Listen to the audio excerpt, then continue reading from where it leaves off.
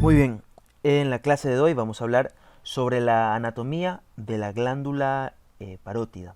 ¿Cuáles son los temas que vamos a tratar el día de hoy? Pues hablaremos sobre el compartimiento o celda parotidia, las relaciones que tiene la parótida con el lugar en el que se encuentra rodeado. Hablaremos sobre las prolongaciones de la parótida, las relaciones intrínsecas, cuáles son los elementos que atraviesan a la glándula parótida. Hablaremos también sobre el conducto parotidio o conducto de Stenón, entre comillas. Y finalmente pues hablaremos sobre los vasos y nervios que se encuentran en relación con esta glándula. Un detalle muy importante que tienen que saber, sobre todo si quieren hacer cirugía maxilofacial u orofacial, es que este es un tema de gran trascendencia debido a que la glándula parótida alberga en su interior al nervio facial, a la arteria carótida externa y a la vena retromandibular. Las tres son estructuras de vital importancia para el rostro, uno en cuanto a su inervación y otros en cuanto a su vascularización. Debido a que la parótida es una glándula bastante friable, cualquier golpe en la cara lateral del rostro pues podría lesionarla y podría derivar en una ruptura de alguna arteria que se encuentre dentro de ella. Sin más que decir, entonces empecemos con la clase. Muy bien, pues la glándula parótida es una glándula de secreción serosa desde el punto de vista histológico, es la más voluminosa de las glándulas salivales y su nombre pues parótida significa paralela al oído, ¿no? Paraotis, paralela o cerca al oído.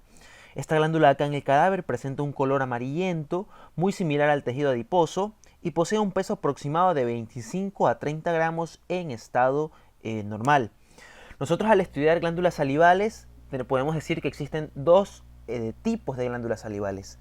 Glándulas salivales mayores, donde encontramos a la parótida, la glándula sublingual y la submandibular, y glándulas salivales menores, las cuales se encuentran diseminadas pues por toda la cavidad bucal, que en realidad no tienen mayor trascendencia desde el punto de vista anatómico. Nuestra glándula parótida va a estar situada en un espacio que va a estar delimitado hacia arriba por el conducto auditivo externo o meato acústico externo, hacia atrás por la apófisis mastoides y el esternocleidomastoideo, y hacia adelante pues va a estar en relación con la rama de la mandíbula. Este espacio que acabo de mencionar a breves rasgos pues es lo que se conoce como el compartimiento o celda parotidia. Desde el punto de vista embriológico, pues esta glándula aparece más o menos a la 7ª semana de gestación como una evaginación epitelial del estomodeo. Entonces ahora pasemos a describir el compartimiento parotidio. El compartimiento parotidio o celda parotidia es este espacio que he dejado acá y también el que podemos observar aquí.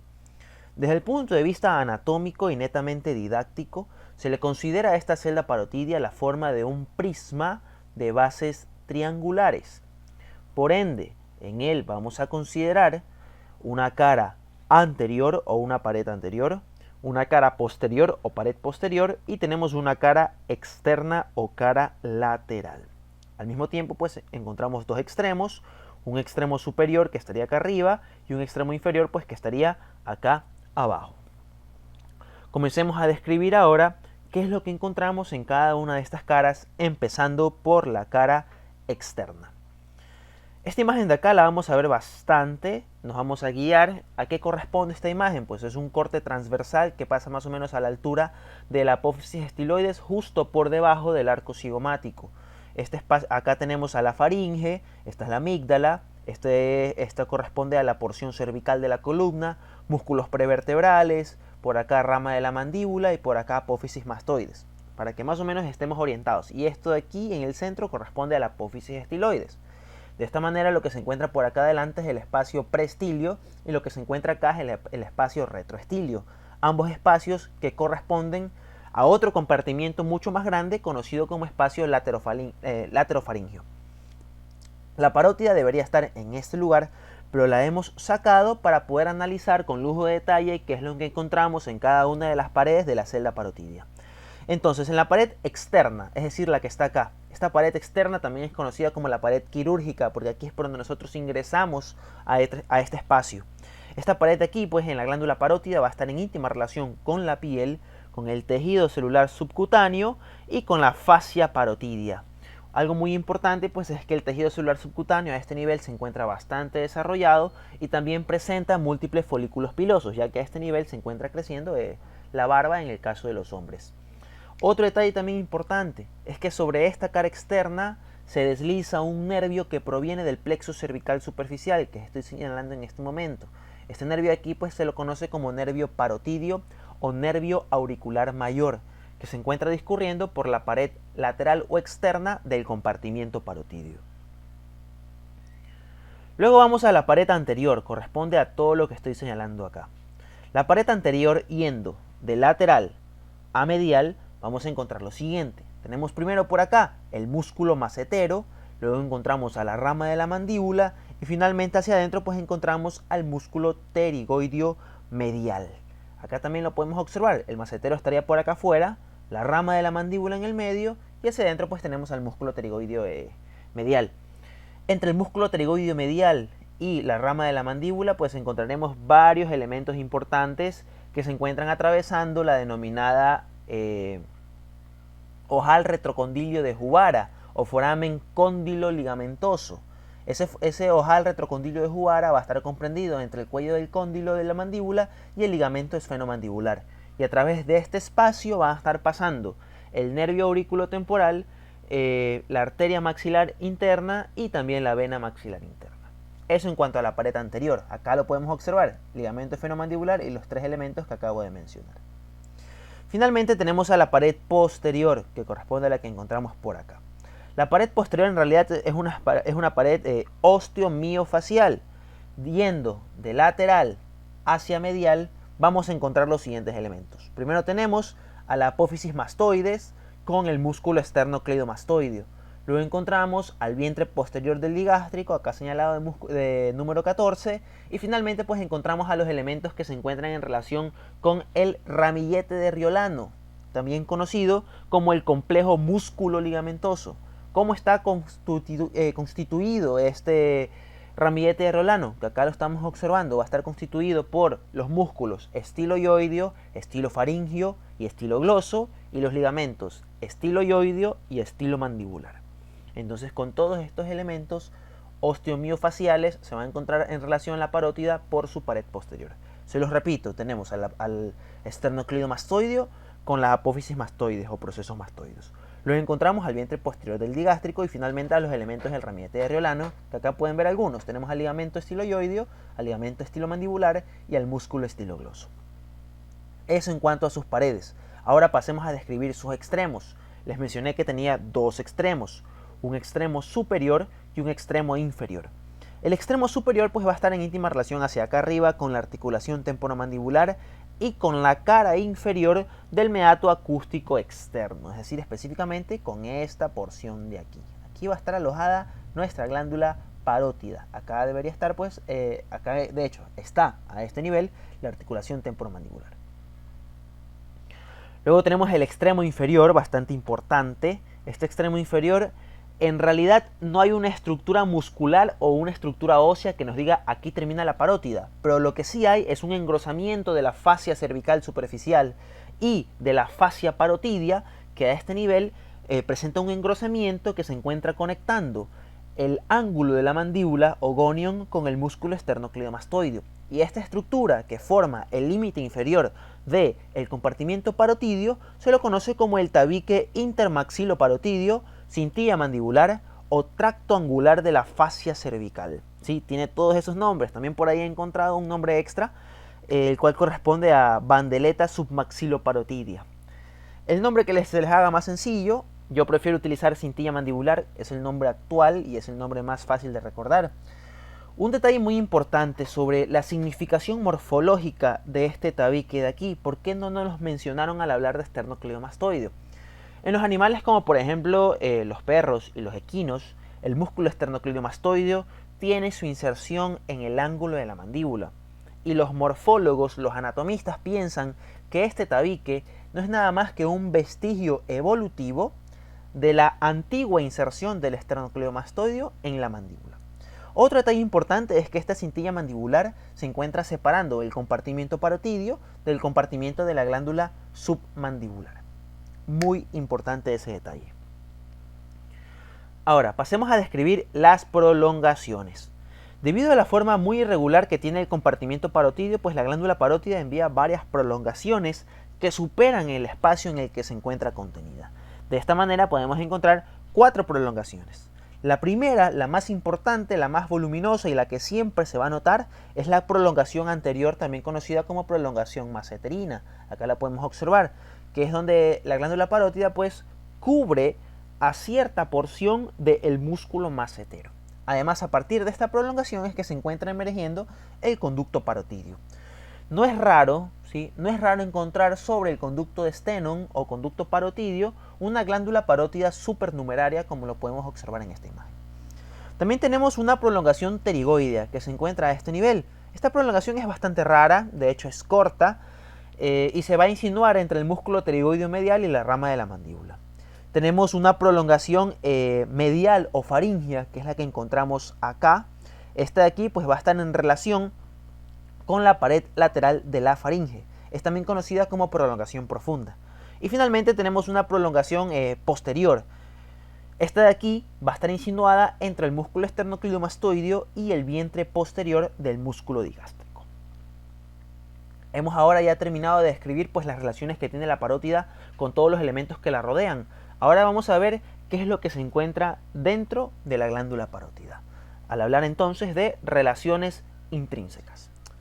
En el interior de la misma glándula, como ustedes pueden observar, dentro de la parótida existen elementos vasculonerviosos importantes, los cuales de lateral a medial tenemos a los siguientes. Primero, tenemos al nervio facial. Recordemos pues que el nervio facial a su salida del foramen estilomastoideo penetra en la parótida, entre comillas, y dentro de ella se divide en sus dos troncos terminales, temporofacial y cérvico-facial. Luego de esto nos encontramos con el nervio auriculotemporal, pues que acá no lo hemos graficado, pero que más adelante lo vamos a ver. También encontramos a la vena retromandibular, que se encuentra a este nivel. La vena retromandibular se encuentra recibiendo a su vez, esta es la vena retromandibular por si acaso, recibe a su vez a la vena maxilar interna, a la vena transversa de la cara y a las venas temporales superficiales y profundas. Así es como se forma la vena retromandibular en el espesor de la glándula parótida. En un plano un poco más profundo encontramos al plano arterial, importantísimo, encontramos a la arteria carótida externa. Recuerden que la arteria carótida externa termina a la altura de la articulación temporomandibular, pero antes de llegar allá tiene que penetrar a la glándula parótida. Y en el espesor de la glándula parótida, nuestra arteria carótida externa, me equivoqué si es que dije interna, es arteria carótida externa, va a dar origen a las arterias temporal superficial, maxilar interna y arteria auricular posterior. Ok, en todas estas estructuras he mencionado que entre comillas se encuentran penetrando a la parótida. Esto ya lo he explicado varias veces al hablar del nervio facial, pero es importante recalcarlo. Desde el punto de vista embriológico, tanto los nervios, las arterias y las venas se forman mucho antes que estas estructuras glandulares, de tal manera que primero se encuentra el nervio facial, primero está la arteria carótida externa, primero está la vena retromandibular y alrededor de ellas crece, se forma la glándula parótida. Eso desde el punto de vista embriológico, pero obviamente hablando netamente de anatomía, estas estructuras se encuentran perforando esta glándula. Vamos ahora a hablar sobre el conducto parotidio. Conducto parotidio mal llamado conducto de Stenone. En el caso de que nosotros vayamos a usar un epónimo, usemos el correcto. El doctor, el señor que descubrió o describió por primera vez este conducto, no se llamaba Stenone, se llamaba Stensen. Así que el nombre correcto vendría a ser conducto de Stensen o el nombre actual pues conducto parotidio. Como es una glándula salival, obviamente necesita tener un punto de fuga donde pueda drenar toda esa saliva que va a producir y obviamente pues tiene que drenar en la cavidad bucal, ya que ahí es el destino, ahí es donde va a ser útil. Entonces, este conducto parotidio tiene más o menos una longitud de 40 milímetros y un diámetro o un calibre de 3 milímetros. Sí, es bastante fino. Una vez que se origina de la prolongación anterior o prolongación maseterina de la glándula parótida, este conducto se dirige hacia adelante, camina sobre el músculo macetero y finalmente atraviesa al músculo bucinador. Aquí lo podemos ver. Camina sobre el músculo macetero y finalmente atraviesa el músculo bucinador. Esa es su relación más importante, no se pueden olvidar. Penetra el músculo bucinador y viene a desembocar en la cavidad bucal a la altura del segundo molar superior. Este es un detalle muy importante que lo suelen tomar bastante seguido, donde desemboca el conducto parotidio. Desemboca a la altura del segundo molar superior. De hecho, si ustedes intentan toparse la mucosa de las mejillas a nivel del segundo molar superior, ustedes van a poder observar que en un camino, en un trayecto de esta mucosa que es generalmente lisa, pueden sentir un pequeño tubérculo, un pequeño mamelón carnoso, pues que corresponde a la desembocadura del conducto parotidio. En anatomía de superficie y de hecho también para cirugía, para poder localizar este conducto y no dañarlo, lo que se hace es trazar una línea que vaya desde el borde inferior o el punto más caudal del pabellón de la oreja hacia el ala de la nariz. ¿Sí? Trazamos una línea horizontal imaginaria que vaya a ese nivel y luego de eso en un punto intermedio, en un punto equidistante que vaya de aquí a acá y de aquí a acá, pues ahí vamos a encontrar nosotros al conducto de Stensen o conducto parotidio. Finalmente pues hablaremos sobre las arterias y los nervios de la parótida. Las arterias pues corresponden a las ramas parotidias que tienen múltiples orígenes. Pueden provenir de las arterias auriculares anteriores, de la arteria auricular posterior, de la arteria maxilar interna, de la arteria temporal superficial, de la arteria transversa de la cara o incluso hay ciertos ramos parotidios que parten directamente de la arteria carótida externa. En cuanto a sus venas, el drenaje venoso pues corresponde netamente, todas las venas que se forman dentro de la parótida, todas las venas son intraparotidias, vienen a desembocar en la vena retromandibular, que luego de un corto trayecto se bifurca a manera de arteria y por un lado termina en la vena facial, esto es lo que se conoce como la vena facial posterior, y por otro lado va a terminar en la vena yugular externa. Finalmente tenemos a la inervación. Este es el punto más importante, este es el clímax del vídeo, así que presten atención. La parótida posee tres tipos de inervación. Posee una inervación sensitiva para el dolor, posee una inervación parasimpática y una inervación simpática. O para decirlo más simplificado, tiene dos tipos de inervaciones. Autónoma, que es simpática y parasimpática, y tiene una inervación sensitiva. Hablemos primero de la más sencilla, la inervación sensitiva. La glándula en sí no puede sentir dolor. Todas las terminaciones nerviosas destinadas a transmitir el dolor van a terminar en la cápsula de la parótida. Es decir, que cualquier patología que haga que la parótida se inflame, como por ejemplo una parotiditis, como por ejemplo un trauma de glándula parótida, como por ejemplo un cálculo a nivel del conducto de Stenung que sea intraparotidio, todas estas van a provocar dolor a nivel de la glándula, pero no es la glándula la que siente el dolor, sino que es el estiramiento de la cápsula. Entonces, dicho esto, ¿cuál es el nervio responsable de la inervación sensitiva de la glándula parótida? Sencillo, es el nervio auricular mayor, también conocido, como ya lo mencioné, como nervio parotidio, que proviene del plexo cervical superficial y se distribuye por la piel de la región parotidia y en la cápsula de la misma. Luego tenemos a la inervación simpática y parasimpática. La inervación parasimpática llega a la glándula parótida gracias al nervio auriculotemporal, que es el que se encuentra aquí. El nervio auriculotemporal, que es un ramo del nervio mandibular que proviene del trigémino. El trigémino no es en realidad el responsable de la inervación parasimpática de la glándula parótida. ¿Qué es lo que realmente sucede? Acá se los explico. El nervio glosofaringeo, que es el noveno nervio craneal, posee un núcleo que se llama núcleo salival inferior. A partir de este núcleo salival inferior se originan fibras parasimpáticas preganglionares que viajan por el nervio glosofaringeo a través primero del nervio timpánico de Jacobson, y uno de los ramos del nervio timpánico de Jacobson es el nervio petroso menor. El nervio petroso menor, que transporta las fibras parasimpáticas preganglionares, finalmente sale del cráneo a través del foramen petroso o si no a través del foramen oval y llega al ganglio óptico. Llegado al ganglio óptico, el nervio glosofaringeo, con sus fibras parasimpáticas preganglionares, le cede o se las da al nervio trigémino. De esta manera el nervio trigémino sirve únicamente como medio de transporte.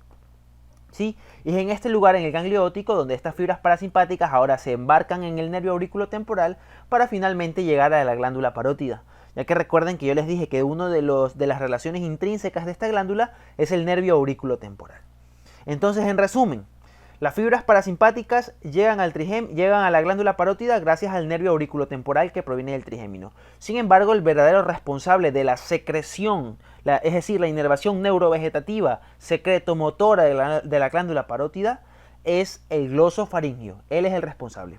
Otro detalle importante que me olvidé de mencionar es que a pesar de que el nervio facial penetra la glándula parótida, no tiene que ver nada en la inervación secretora de esta glándula.